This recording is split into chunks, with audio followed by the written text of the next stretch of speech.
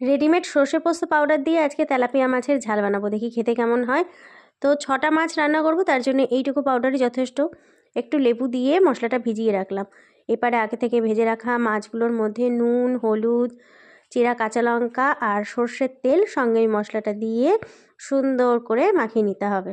প্যাকেটের মধ্যে সর্ষে বুঝতে পারছিলাম, কিন্তু পোস্ত তো দেখা পেলাম না। যাই হোক, মাছ ভেজে রাখা তেলটার মধ্যে কালো জিরে আর সাদা জিরে অল্প অল্প ফোড়ন দিয়ে দিলাম। রেডিমেড পাউডারে এর থেকে বেশি চাহিদা থাকলে এইটুকু আর বাড়িতে আসবে না। যাই হোক, এবারে মাছগুলোকে এর মধ্যে দিয়ে দিলাম।